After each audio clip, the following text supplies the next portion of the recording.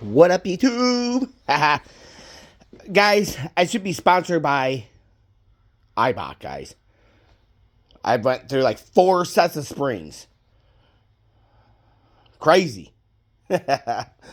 Crazy, guys. Oh, let's see what we got here, guys. Brand new in the box.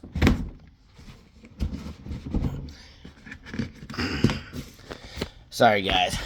We got the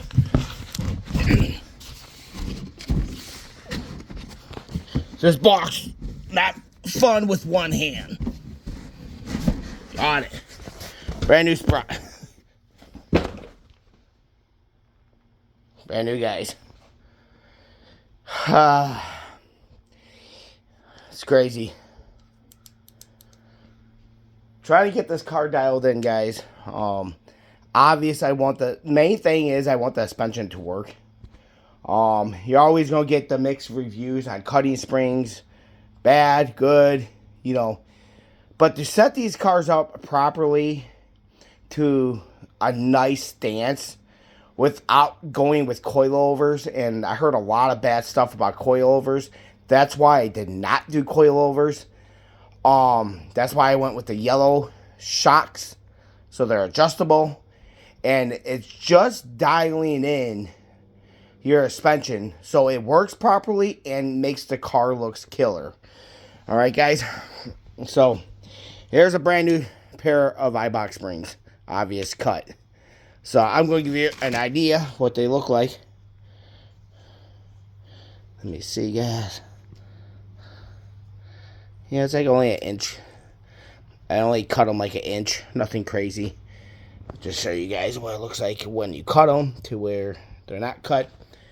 So I think what I'm going to do, I'm going to set this up with just the springs. No cutting, no nothing.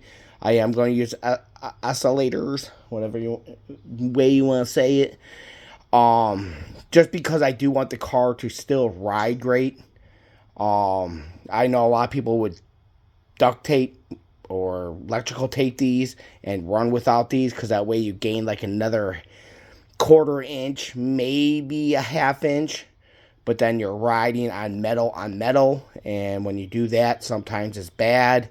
You're going to get noises, and you're going to get a little rougher ride, because these do kind of cushion up a little bit. So what I'm going to do is I'm going to put these springs on without cutting them, so that way I could, and then let it sit for a month or so and see where it sits from there, and then decide what I want to do from there. I cut one coil off the front, and it's super slammed. So I think if I put the front ones without cut, I think it's going to sit actually really good. So what I'm thinking I would recommend for people, so you're not going through the stuff that I'm going through, guys, I think the ultimate SN95 lowering kit, to be honest with you guys, you could probably go with the orange or yellow. The yellows are just nice to have adjustability to your shocks so just keep that in mind. But I think the perfect setup would be, and I'm not doing it, it's like kind of like too late, but go with the Eibach springs, because they are the lowest springs you could buy for SN95.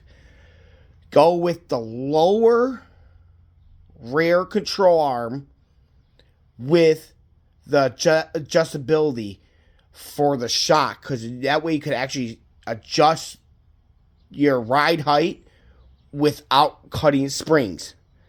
For the front, what I would recommend, running stock springs. Obviously, we're running isolators with them. And what I would do is probably run with the Steeda Double X ball joint, because you're supposedly get a 1/4 to almost it's probably going to be more of a 1/4 inch, but maybe a 1/2 inch lower in the front with that. So that would probably be the ultimate setup for a nice riding lowered Mustang on a SN95. I think that would be the best setup. I would recommend probably going that route. I would recommend doing the yellow shocks because their adjustability that you could do is super nice compared to the orange. If you're on a budget, the orange works great, but if you could add a little more to it, that's the setup I would do, guys. That's the ultimate setup for this.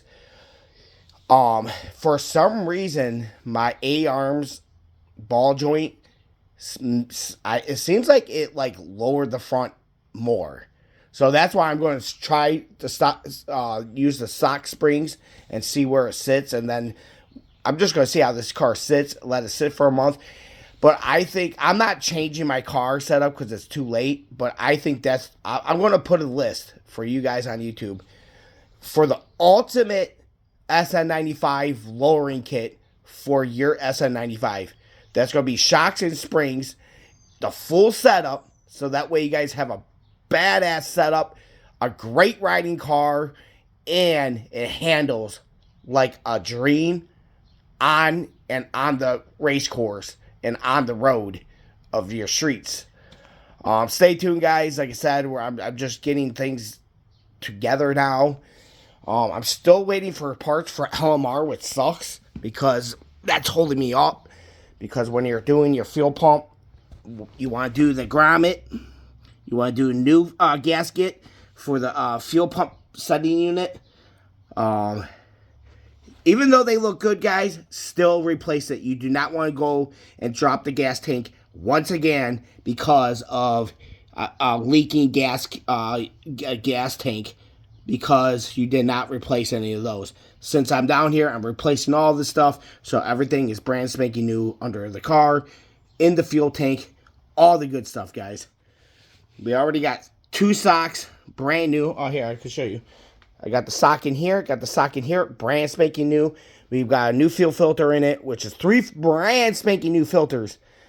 So that's exciting. Stay tuned, guys. I'm just making a quick update video, kind of. But I think I'm going to get on the ball once I get these parts during this week. I got a busy week at work.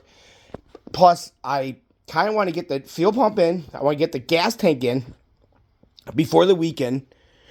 I'm going to put the back springs in because that's super simple. Boom, boom. It takes like literally 20 minutes for both springs. They drop right in. Super easy. I already got the car jacked up. Might as well do it. The front is a little bit more into it. It's an hour long to do that. I do have brand new, you guys can see, UPR bump stops. Brand new. So that way we are running like a champ. So stay tuned, guys. We are coming to the end. Once I get the suspension completely on, the bump stops completely on, once the tank is in, that is the only thing holding me up. And then all I have to do then is go to the tuner, get the base tune to be able to start the car.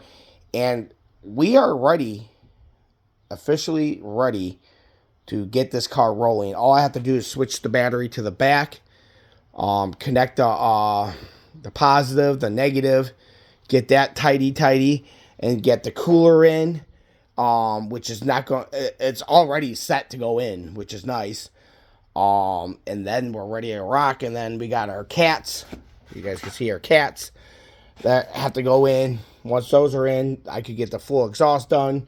So I'm hoping by this end of this week coming, I got the full suspension on. I got the fuel tank back in. Got this thing back on the ground. Have the cats put back on. I got the O2 sensor extenders. I hope I don't need a little bit longer. I'm hoping this works. And then that way, and that is all set up. And then I do have a new battery tray to put in. And then we'll put that on. And then guys, I'm hoping to have this done before the end of the month. If I could get all this stuff done at the end of the month, guys, you bet we're having this thing tuned by early May, not mid-May, early May. And then I got to drive this, have my dent guy just do a once over on the car, make sure there's like probably 2 very small dents Nothing crazy on this car. Once that's done, it's going to go straight to the detailer, let him do his thing. And then it would be the windows tints, and I'm ready to rock, guys. I love to say it. We are ready to rock. So stay tuned, guys. We're coming to the end. I'll let you guys know, and I'm going to put the list together of the ultimate SN95 slam and performance lowering setup for your car, so that way it looks great, looks killer, and it performs like a rail car. All right, guys. So stay tuned, guys. I'll see you guys in the next. Please like and subscribe.